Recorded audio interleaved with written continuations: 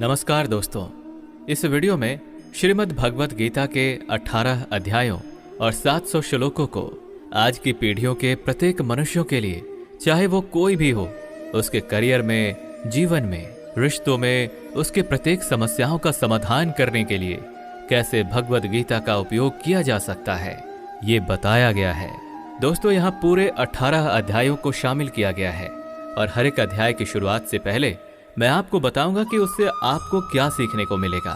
फिर उस अध्याय को बहुत ही आसान भाषा में आपको समझाया जाएगा और उसके बाद उससे होने वाले हमारे जीवन में सभी अच्छे परिणामों के बारे में आपको बताऊंगा। मित्रों, अगर आप सोचते हैं कि भगवत गीता में सिर्फ ये लिखा है कि भगवान की पूजा कैसे करते हैं, तो आप गलत हैं, क्योंकि भगवत गीता सिर्फ एक किताब या धार्मिक ग्रंथ नहीं है, बल्कि इसमें वो ज्ञान है जो इस पृथ्वी पर जीवन जीने वाले प्रत्येक व्यक्ति के लिए उपयोगी है। यह गीता हमें सिखाती है कि इस दुनिया में सपने कैसे पूरे किए जा सकते हैं, हमारी पर्सनैलिटी कैसे बनती है, कैसे पॉजिटिव एनर्जी बनाई जा सकती है, खुशी क्या होती है, बड़ी बड़ी प्रॉब्लम्स का सलूशन कैसे ढूंढा जा सकता है, डिसीजंस कैसे लिए जा सकते हैं, ब्रेकअप के सदमे से कैसे निकला जा सकता है, इमोशनली स्टेबल कैसे बना जा सकता है, और भी ना जाने बहुत कुछ। जीवन के सफर में हम सभी अपने सपनों को पूरा करने की इच्छा रखते हैं और ये सच है कि हम सब कुछ अच्छी तरह से पाना चाहते हैं। हर कोई अपने करियर में तेजी से आगे बढ़ना चाहता है और करोड़पति बनने का सपना देखता है। हम सभी अपने जीवन में बहुत कुछ सीखना चाहते हैं और जीवन के हर पहलुओं को समझने की कोशिश करते हैं। ये गीता हमें जीवन जीने का सही तरीका बताती है, हमें ये जानने में मदद करती है कि मरने के बाद हमारे साथ क्या होता है, और ये भी बताती है कि ब्रह्मांड कैसे बना है और भगवान के अस्तित्व की गारंटी कैसे है। क्या हम पुनर्जन्म लेते हैं? क्या यह जीवन रियल है या एक भ्रम? लेकिन क्या हमने ये सोचा है कि हमारे सपनों को पूरा करने के लिए हमें बिना थके, बिना किसी मार्गदर्शन के, बिना सही दिशा के सफलता मिल सकती है? क्या हमारा मोटिवेशन इतना मजबूत होना चाहिए कि हम कभी हार ना माने? हमने कई बार देखा है कि हम जब कभी किसी मोटिवेशनल वीडियो को देखते हैं तो हमारा जोश तो बढ़ जाता है, लेकिन जैसे जैसे हम अपने कर्मों में लग जाते हैं तो वहीं हमारा उत्साह भी कहीं गायब हो जाता है।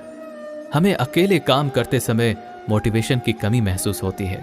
तो इसलिए ये वीडियो लंबा हो सकता है, लेकिन यदि हम इसमें दिए गए रहस्यों को समझ लें तो हमें किसी और मोटिवेशनल वीडियो की तलाश करने की आवश्यकता नहीं होगी और हमें अपने उस लक्ष्य की ओर बढ़ने में मदद मिलेगी जिसे हमें अपने जीवन में प्राप्त करना है। लेकिन ये समझने के लिए हमें ध्यानपूर्वक बैठकर इस वीडियो की बातों को सुनने और समझने का समय देना होगा। और अगर आप इस वीडियो को बीच में छोड़कर जाना चाहते हैं तो कृपया कर आप इसे स्किप कर दें, क्योंकि अधूरा ज्ञान नहीं होने से भी ज्यादा खतरनाक हो सकता है। और भगवान श्री कृष्ण ने गीता में कहा है कि हमें किसी को जबरदस्ती गुप्त ज्ञान नहीं देना चाहिए। तो दोस्तों, इस सवाल का जवाब दीजिए। इस पृथ्वी पर जो ना केवल हमारी बल्कि ब्रह्मांड की वर्तमान और भविष्य की सबसे महान मोटिवेशनल स्पीकर हैं, उनका नाम क्या है? हाँ, यही सच है, वो हैं भगवान श्री कृष्ण।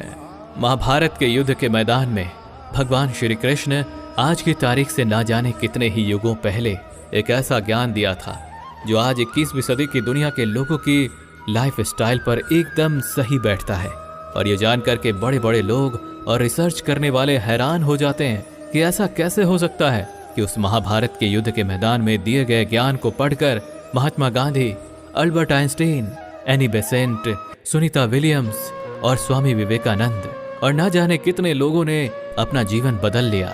दोस्तों, इस भगवत गीता के ज्ञान ने ही एक दुखी और हारे हुए धनुष नीचे गिरा देने वाले अर्जुन को महाभारत के युद्ध से पहले ही युद्ध का सर्वश्रेष्ठ विजेता बना दिया। आपके जीवन में जब खुद को सफलता की ओर बढ़ते हुए दिखाई देते हैं तो आपको ये महसूस हो सकता है कि आप अपने जीवन के सभी समस्याओं के सामने अर्जुन की तरह खड़े हैं और आपके लिए भी एक अद्वितीय गीता का ज्ञान उपलब्ध है और ये आपका अधिकार है कि आप उसे समझें और अपने जीवन में उसका मार्गदर्शन करें। भगवत गीता के अद्वितीय ज्ञान को समझकर आपको ये आश्चर्यजनक एहसास होगा कि ये अमूल्य ज्ञान हमें हमारे असली उद्देश्यों की ओर ले जाता है। ये किताब संस्कृत में भले लिखी गई है, लेकिन उसका अनुभव आपको हिंदी, इंग्लिश और अन्य भाषाओं में भी मिलेगा। मैं आपको इस अद्वितीय युद्ध के मैदान कुरुक्षेत्र में लेके जाऊंगा और यहाँ आपको समझाऊंगा कि आखिरकार क्यों भगवान ने अपना ज्ञान देने का निश्चय किया था। तो अब चलिए, हम कुरुक्षेत्र के युद्ध मैदान में हैं, जहां पर पांडव और कौरव युद्ध के लिए तैयार हैं, और यहीं से भगवत गीता का पहला अध्याय शुरू होता है। पहला अध्याय, अर्जुन विषाद योग, अर्थात अर्जुन की मानसिक दुविधा। दोस्तों, इस परम ज्ञान को जानने से पहले कमेंट में जय श्री राधे कृष्ण अवश्य लिख दीजिए, और इस वीडियो से आपको कुछ भी सीखने को मिल रहा है तो वीडियो को लाइक करके चैनल को सब्सक्राइब कर लीजिए और बेल नोटिफिकेशन आइकन को ऑल पर सेट कर लीजिए। तो फिर चलिए आगे बढ़ते हैं। दोस्तों, इस पहले अध्याय से हम सीखते हैं कि कैसे हमारे जीवन में वो चीजें हैं जो हमें आगे बढ़ने से रोकती हैं।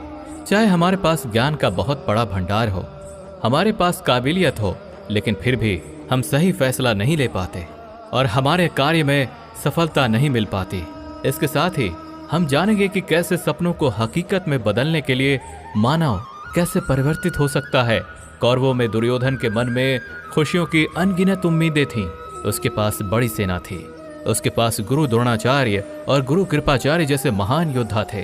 पांडवों की सेना में अर्जुन, भीम और पांडवों के 5 भाइयों के साथ भगवान कृष्ण भी थे। अब यह युद्ध पूरी तरह से परिवार के बीच होने वाला युद्ध बना हुआ था। पांडव और कौरव दोनों एक ही बड़े परिवार के थे, और इसके बावजूद हर किसी में जीतने का इरादा था। भगवान श्री कृष्ण के साथ अर्जुन ने अपनी सेना को सामने लाकर खड़ा किया ताकि वो देख सके कि उसको किन किन लोगों को मारना है। इस घड़ी में भगवान कृष्ण ने अर्जुन के रथ को मैदान के बीच में ले आए। वहां कुरुक्षेत्र के युद्ध मैदान में कौरवों की सेना में अर्जुन के सामने दादा भीष्म और गुरु द्रोणाचार्य खड़े थे, और गुरु द्रोणाचार्य ने ही अर्जुन को तीर चलाना भी सिखाया था। अर्जुन ने युद्ध के मैदान में जिधर देखा वहां दोनों ही ओर सिर्फ परिवार वाले और गुरुओं के शिष्य ही नजर आ रहे थे। इस दृश्य को देखकर अर्जुन बहुत ही दुखी हो गए और कृष्ण से बोले कि यहाँ तो हर कोई मेरा सगा संबंधी है, मैं अपने ही लोगों को युद्ध में नहीं मार सकता। मुझे इस राज्य के लिए तो क्या, अगर कोई तीनों लोक भी दे दे तो भी मैं ऐसा युद्ध नहीं करूंगा जिसमें मुझे अपनों को ही मारना पड़े। गीता के इस पहले अध्याय से हमें यह सीखने को मिलता है कि वास्तविक सोच कैसी होती है। हमें कभी कभी नहीं पता होता कि हमारे काम करने का इरादा क्या है, हम किस चुनौती का सामना करेंगे, और जब हम किसी बुरी स्थिति का सामना करते हैं तो हम संयम खो बैठते हैं, घबरा जाते हैं और अपना वास्तविक धर्म भूल जाते हैं।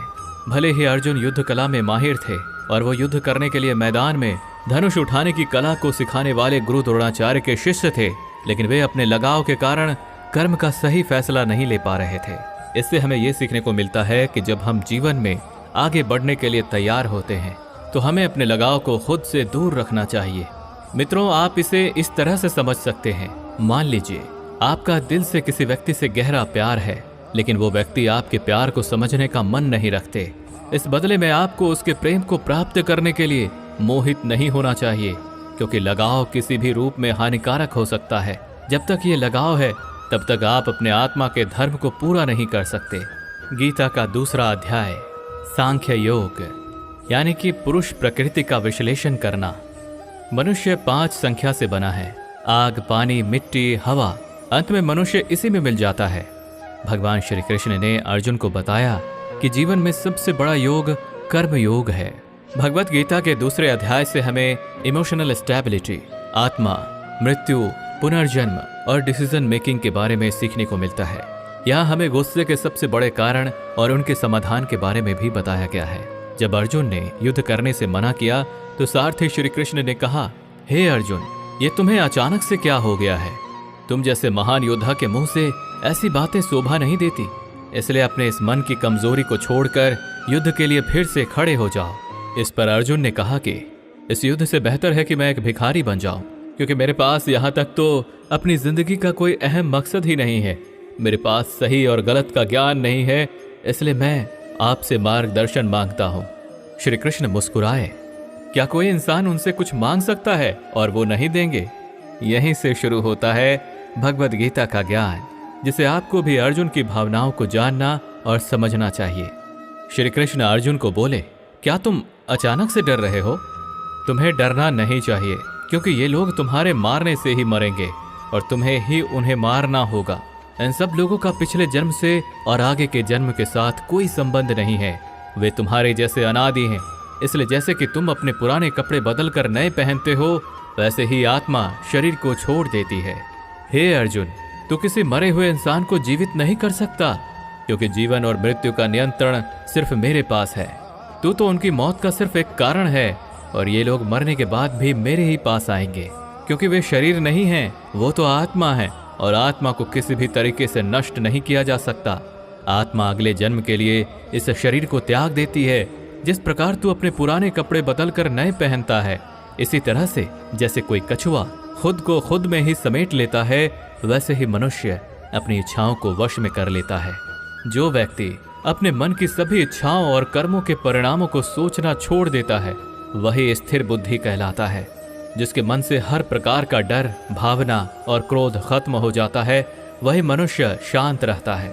जब हम अपनी इच्छाओं को पूरा करने के बारे में सोचते रहते हैं, तो हमें वो इच्छाएं अच्छी लगने लगती हैं, तो हमें उन इच्छाओं को पूरा करने का मन करता है। और जब उन इच्छाओं को पूरा करने में कोई रुकावट आती है, तो हमें गुस्सा आ जाता है, और गुस्से में हम खुद को खो देते हैं, और फिर हम अपने कर्म और धर्म को भूलकर अपनी स्थिति से नीचे गिर जाते हैं। लेकिन जो व्यक्ति अपनी इच्छाओं को वश में करके उनका गुलाम नहीं होता, उसका अंतर मन शुद्ध रहता है, और उसके दुख का अंत हो जाता है। और जब उसके सभी दुख ही समाप्त हो जाते हैं, तो उसकी बुद्धि स्थिर हो जाती है। लेकिन जिसकी इच्छाएं और कामनाएं उसके मन से नहीं जाती हैं, वो मनुष्य कभी शांत नहीं हो पाता। और जब शांति ही नहीं मिल पाएगी, तो वो खुश कैसे रहेगा? उसकी हालत तो वो नाव की तरह होती है, जिसको उसकी इच्छाओं की किसी भी दिशा में ले जाने की छूट मिल सकती है। स्थिर बुद्धि वाले प्राणी समुद्र की तरह स्थिर रहते हैं, और इसी प्रकार के जीव मृत्यु के बाद मेरी शरण में आते हैं। मित्रों, अब हम इस अध्याय के वास्तविकता पर आते हैं। और आप में से कई लोग होंगे जिन्होंने अपने प्रियजनों को खो दिया है, और आज तक आप लोगों में से जिन्होंने भी अपने प्रियजनों के मृत्यु का दुख नहीं झेला है, उन्हें यह जान लेना चाहिए कि उनके जीवन में भी उनके अपने किसी सबसे प्रिय की मौत एक दिन अवश्य होगी। लेकिन उस वक्त उदास होने की कोई आवश्यकता नहीं है, क्योंकि खुद भगवान ने ही हमें स्मरण कराया है कि हमें अपने जीवन से पहले भी हम इस संसार में मौजूद नहीं थे, और मृत्यु हो जाने के बाद भी नहीं रहने वाले हैं। और इसलिए हमें मौत का डर नहीं होना चाहिए। इसका कारण ये है कि या तो हम परमात्मा में हमेशा के लिए मिल जाएंगे, या हमारा पुनर्जन्म होगा। और जब सभी लोग आखिर में एक ही जगह मिलेंगे, तो विलाप करने का क्या मतलब रह जाता है? और यही प्रकृति का नियम भी है। और आपको स्मरण रहे कि हम कोई शरीर नहीं हैं, हम तो केवल आत्मा हैं, और उस परमात्मा के अंश हैं। और अगर हमें बनाने वाला ईश्वर है, तो हमें उनमें ही मिलने का प्रयास करना चाहिए, उनमें ही लीन हो जाना चाहिए। ये संसार तो एक भ्रम है जिसे उस परमात्मा ने बनाया है। हमने देखा था कि अर्जुन निर्णय लेने में असमर्थ थे। जब भी हम कोई निर्णय लेते हैं, तो एक ओर हमारा मोह होता है, और दूसरी ओर हमारा वास्तविक कर्म होता है। और इस खेल में हम वो नहीं कर पाते हैं जो हमारा असली काम होता है, और जो हमें जीवन में सफलता के मार्ग पर आगे बढ़ने में मदद करता है। इसे हम एक एग्जाम्पल से समझते हैं। मान लीजिए आपको अपने घर से दूर कहीं किसी और शहर में शिक्षा के लिए, या नौकरी के लिए, या अपने किसी लक्ष्य को पूरा करने के लिए जाना पड़ रहा है, तो आपको अपने परिवार का मोह तो छोड़ना ही पड़ेगा। इसी तरह से आपको प्रत्येक निर्णय में ये ध्यान रहे कि आपके मोह और आपके वास्तविक कर्म में कौन ज्यादा महत्वपूर्ण है। इसके पश्चात हम चर्चा करेंगे कि हमारी समस्याओं का सबसे बड़ा कारण क्या है और उनका मुख्य समाधान क्या है। मित्रों, हमारे दुखों का सबसे महत्वपूर्ण कारण है हमारे खुद की इच्छाओं के बारे में विचार करना। जब हम अपनी इच्छाओं के बारे में सोचते हैं, तो वक्त बीतने के बाद हम उन्हें पूरा करने की कोशिश करते हैं, और जब ये कोशिशें असफल हो जाती हैं, तो हमारे अंदर क्रोध पैदा होता है। और क्रोध एक ऐसी चीज है जिसे कोई भी मनुष्य अपने शरीर को त्यागने से पहले नहीं छोड़ता है। तो फिर आप अपने जीवन के बाकी हिस्से में सच्ची खुशियों को कैसे प्राप्त कर सकते हैं? आप हमेशा अपने आप को समस्याओं से घिरा हुआ ही पाएंगे, क्योंकि ये दुनिया तो केवल आपकी खुद की छाया ही तो है। अब आप सोच सकते हैं कि जीवन में कोई इच्छा नहीं रखने से सफलता कैसे हो सकती है, कैसे आप अपना नाम कमा सकते हैं। इसके बारे में भगवान श्री कृष्ण ने कहा है कि सबसे पहले आपको अपने कर्म को पहचानना होगा, यानी आपके लिए वो क्या करना जरूरी है जो आपको अपने लक्ष्य की प्राप्ति में सहायक होगा। और इसके बाद सफल होने की उम्मीद या असफल होने का भय दिल में पैदा नहीं किए बिना अपने कार्य को कैसे करें, क्योंकि आपको लगेगा कि यह कार्य मैं नहीं बल्कि स्वयं भगवान कर रहे हैं। और इसी प्रकार आपकी हिम्मत भी कभी नहीं टूटेगी, क्योंकि आपको ये लगेगा कि आप खुद नहीं बल्कि परमात्मा कर रहे हैं। तीसरा अध्याय, कर्मयोग। भगवत गीता के तीसरे अध्याय में हम ये जानेंगे कि कौन सी 2 चीजें हैं जो हमें इस दुनिया में सफलता प्राप्त करने में मदद कर सकती हैं। हम इसमें यह भी समझेंगे कि हम क्या हैं और कैसे हम अपने मन को नियंत्रित कर सकते हैं। हम अपनी बुरी आदतों को कैसे छोड़ सकते हैं और अपनी मनचाही मंजिल कैसे प्राप्त कर सकते हैं।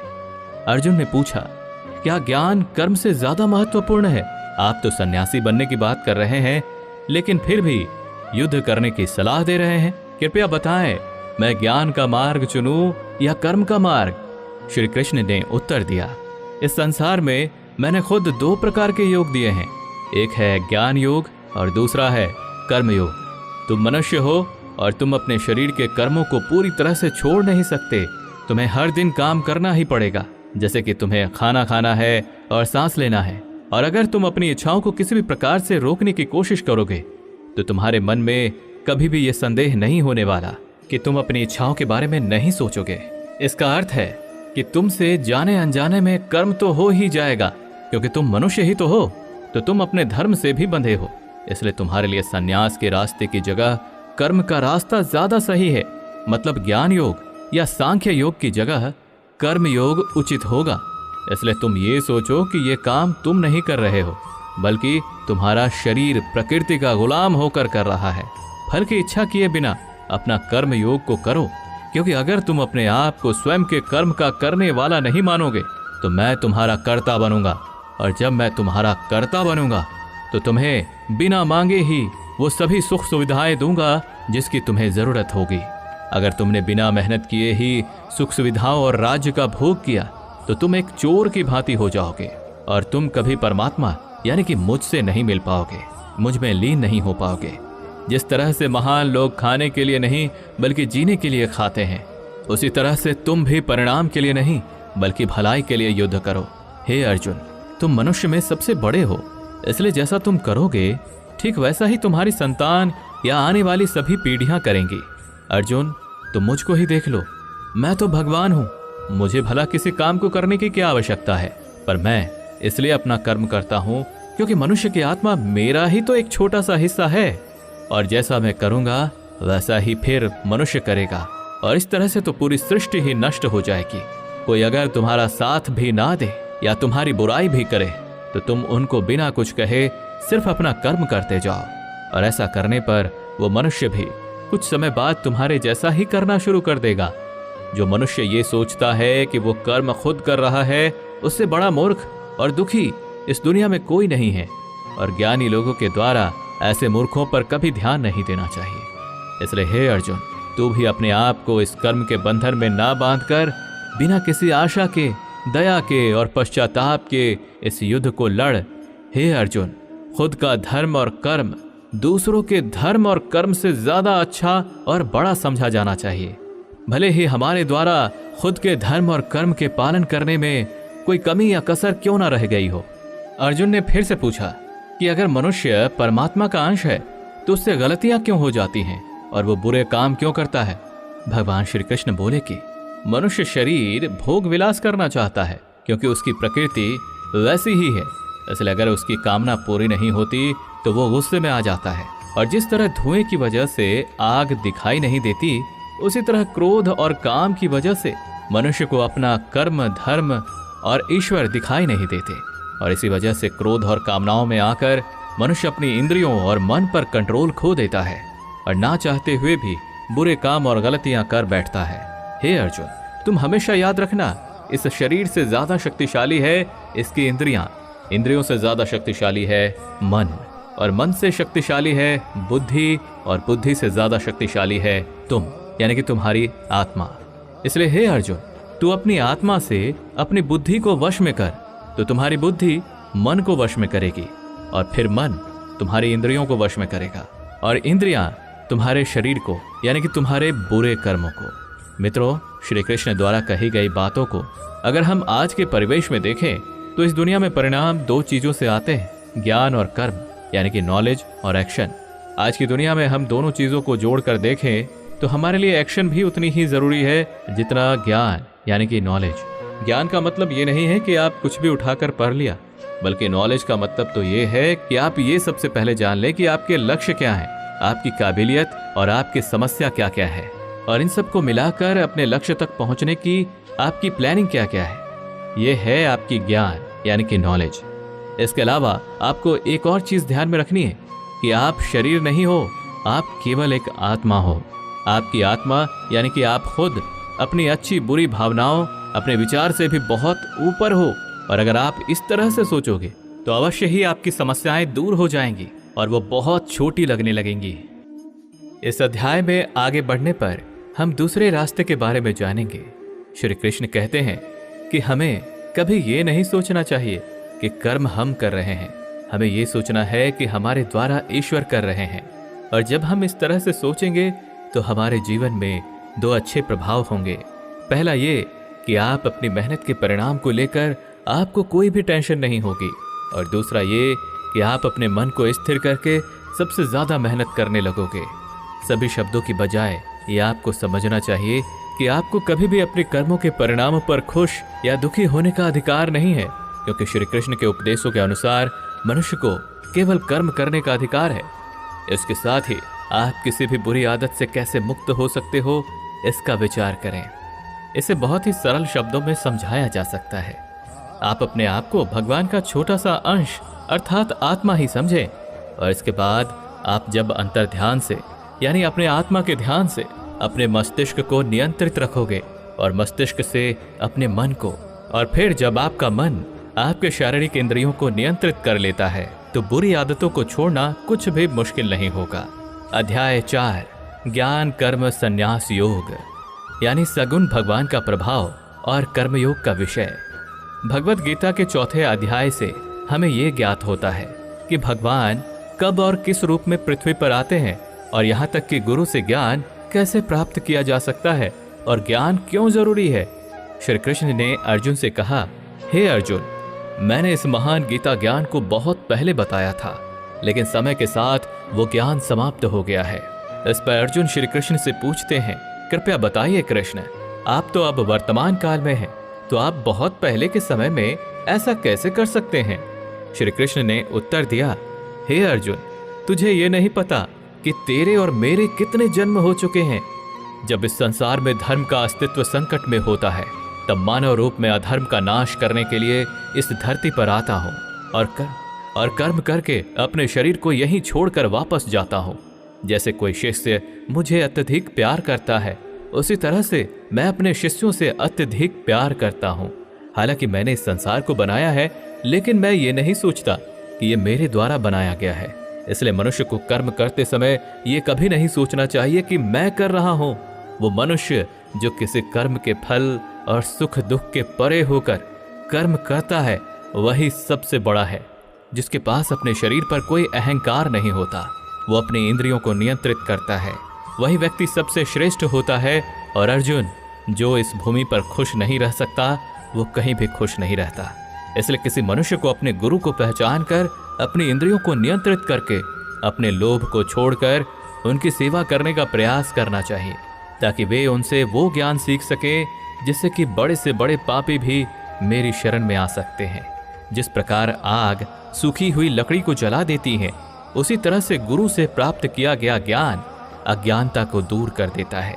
हमेशा कर्म करने वाला और हमेशा मेरी में श्रद्धा रखने वाला ही मुझे प्राप्त कर सकता है।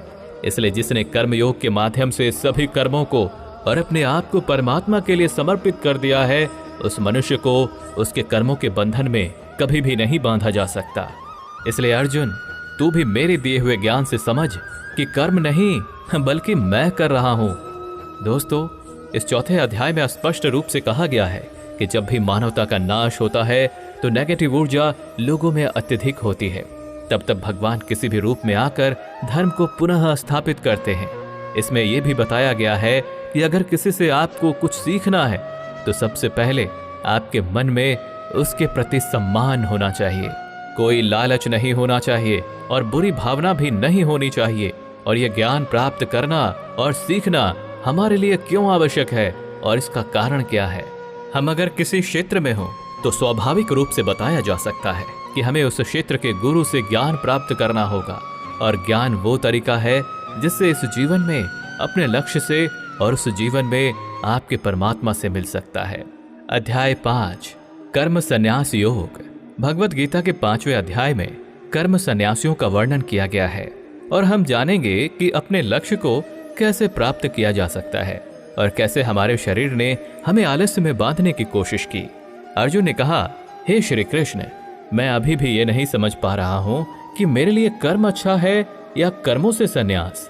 तो श्री कृष्ण ने उत्तर दिया, देखो अर्जुन, संन्यास और कर्म वे दो अलग अलग मार्ग हो सकते हैं, लेकिन दोनों का ही लक्ष्य तो समान है, और वो है परमात्मा। जो व्यक्ति अपने मन को भटकने नहीं देता, जो कर्म करके भी यही समझता है कि कर्म उसने नहीं किया है बल्कि ये तो परमात्मा ने किया है, और जो सभी जीवों को उसी परमात्मा का हिस्सा मानता है, वो मनुष्य मरने के बाद परमात्मा में ही मिल जाता है। महान व्यक्ति अपने प्रत्येक कार्य को, अपने विचारों को स्पष्ट करने और दूसरों के हित के लिए ही करते हैं। परमात्मा कभी भी मनुष्यों को बुरे काम करने के लिए नहीं प्रोत्साहित करता, बल्कि लोग खुद ही अपने क्रोध और मोह में आकर बुरे कार्य करते हैं और फिर उसी प्रकार से उनके फल सुनिश्चित हो जाते हैं। मैं तो बस उनका प्रतिफल उन्हीं को वापस देता हूँ। तुम अपने शरीर को चाहे कितना ही आनंदित कर दो, इसकी इच्छाएं तब भी पूर्ण नहीं होती। इसलिए अर्जुन, तेरे जैसे बुद्धिमान व्यक्ति को शरीर की इच्छाओं में मन नहीं लगाना चाहिए। इस संसार का असली मूल्य होता है वो जिसने अपने शरीर का नाश होने से पहले अपने क्रोध का नाश कर लिया हो, जो संपूर्ण प्राणियों का हित करता है, जिसका मन किसी भी कार्य में नहीं बनता और जो अपने भटकते हुए मन को एक जगह केंद्रित करके परमात्मा को याद करता है। वही व्यक्ति सुखी भी है और परमेश्वर सहित सभी के प्रिय भी। इसलिए हे अर्जुन, ये इंद्रियां, मन, बुद्धि, इच्छा, आशा, डर और क्रोध ही तेरे शत्रु हैं, इन्हें छोड़ दो। दोस्तों, हमारी बॉडी अर्थात हमारा शरीर हमेशा आराम से रहना चाहता है, लेकिन क्या आपने कभी सोचा है कि अगर इसमें आत्मा नहीं होती तो क्या होता? हम अक्सर अपने शरीर को ही अपनी पहचान मान लेते हैं। हम कहते हैं, ये मेरी आंखें हैं, ये मेरे हाथ हैं, और जब हमारा शरीर हमें आराम करने के लिए बोलता है तो हम सो जाते हैं। लेकिन क्या आप ये सोच सकते हैं कि शरीर आपकी बुद्धि पर भारी हो गई है? इसलिए आपको ये समझना होगा कि आप एक आत्मा हैं और आपको अपनी बुद्धि से अपने शरीर को चलाना होगा। दोस्तों, जो रास्ते भगवत गीता में दिखाए जा रहे हैं वे मानव को परमात्मा से मिला देते हैं। अगर आप इन सभी बातों को अपने जीवन में अपनाते हैं तो आप अपने सपनों को पूरा करने की दिशा में एक कदम आगे रहोगे। दोस्तों, जैसा कि कहा गया है कि भगवान की प्राप्ति के लिए मन को वश में करना बहुत जरूरी है, ठीक उसी तरीके से आपको अपने जीवन में भी मंजिल पाने के लिए मन को वश में करना बहुत ही आवश्यक है। धन्यवाद दोस्तों, अभी तक आपने अध्याय 1 से 5 तक सुना। इससे आगे के अध्याय अगले वीडियो में सुनेंगे। धन्यवाद।